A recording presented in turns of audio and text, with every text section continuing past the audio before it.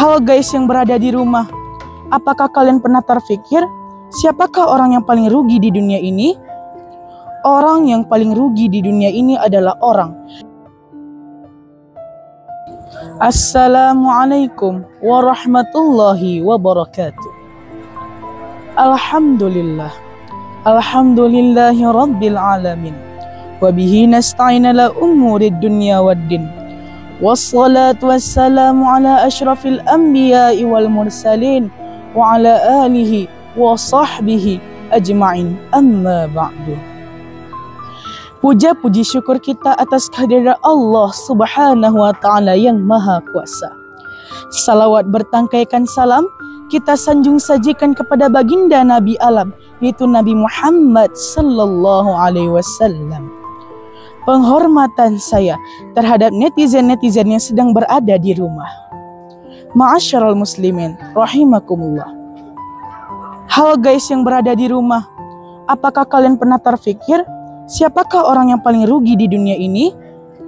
Orang yang paling rugi di dunia ini adalah orang yang ketika berjumpa dengan bulan Ramadan, namun ia tidak ingin mengambil keberkahannya. Padahal Nabi Muhammad SAW pernah bersabda.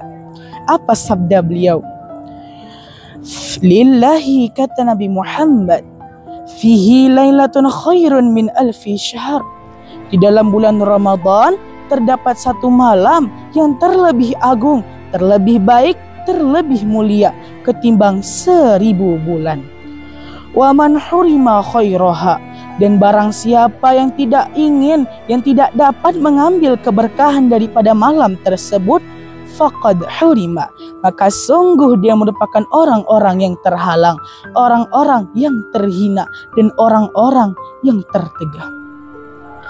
Dan juga hadis ini diperkuat juga dengan firman Allah Subhanahu wa taala yang dikatakan melalui Nabi Muhammad sallallahu alaihi wasallam dalam surah Al-Qadar ayat 3 yang berbunyi, Lailatun khairun min alfi syahr. Di dalam malam Lailatul Qadar merupakan malam yang lebih baik ketimbang 1000 bulan. Hadirin yang dirahmati oleh Allah, inilah merupakan orang-orang yang tercela. Ia enggan meraih keberkahan daripada malam Lailatul Qadar. Padahal dia sehat, padahal dia kuat, namun dia enggan meraih keberkahannya. Sehingga Allah tidak memaafkan dosa-dosanya dan dia tidak tertegah daripada api neraka. Halo netizen yang berada di rumah, apakah kalian pernah kepikiran? Ada 3 orang, ciri-ciri orang tersebut yang dapat membawakinya kepada neraka. Apa sajakah tersebut? Oke, mari kita bahas. Melalui cerita yang disabdakan oleh Nabi Muhammad SAW melalui Ibnu Hibban. Pada suatu hari, Nabi Muhammad SAW naik ke atas mimbar, lalu beliau mengatakan, amin, amin, dan amin. Tidak lama setelah hal tersebut, datanglah seorang sahabat. Beliau bertanya kepada Nabi Muhammad, wahai Nabi Allah, wahai Syafi Allah, mengapa pada saat engkau naik ke atas mimbar, engkau mengucapkan amin, amin, dan amin? Nah, tidak lama setelah itu, Nabi Muhammad SAW pun menjelaskan mengapa beliau menyebutkan amin. Kata Nabi Muhammad, tadi wahai sahibku, wahai sahabatku, datang malaikat Jibril kepadaku. Lalu ia berkata, barang siapa yang berjumpa dengan bulan Ramadan, kemudian Allah tidak memaafkan dosa-dosanya, maka masuklah dia dalam neraka dan Allah mencelakakannya. Katakanlah wahai Nabi Muhammad, amin. Aku katakan amin.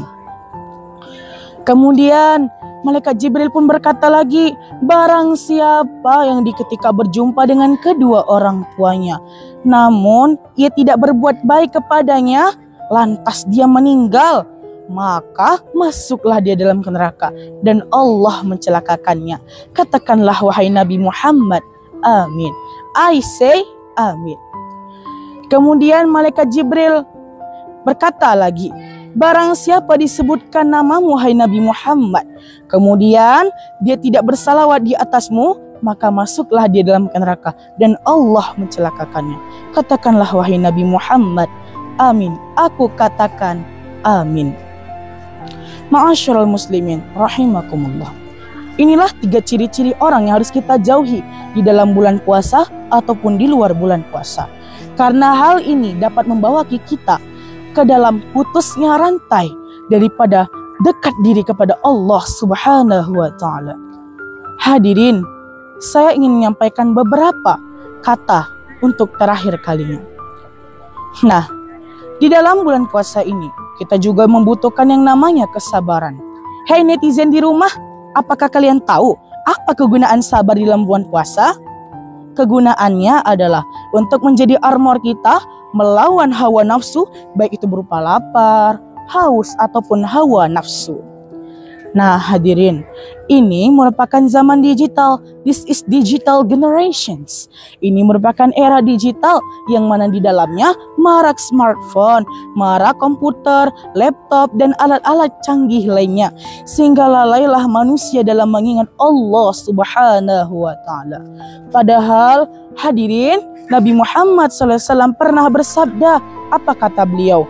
Banyak umat-umatku yang berpuasa, namun dia tidak mendapatkan dari puasanya kecuali hanya rasa lapar.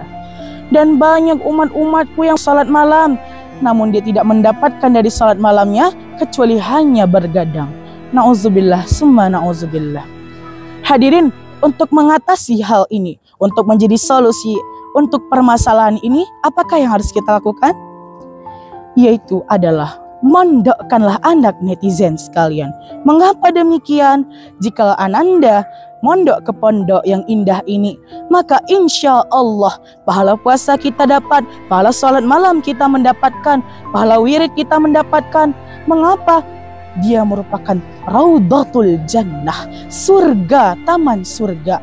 Oleh karena itu netizen sekalian yang dirahmati oleh Allah, ayo mondokkan anak kalian untuk menjamin keselamatan dunia dan akhirat. Setuju hadirin sekalian? Jika setuju, terima kasih. Saya, delegasi dari Ma'arifah Musallam Al-Aziziyah, dengan ini menutup pidato safari kami dengan mengucapkan wassalamualaikum warahmatullahi wabarakatuh.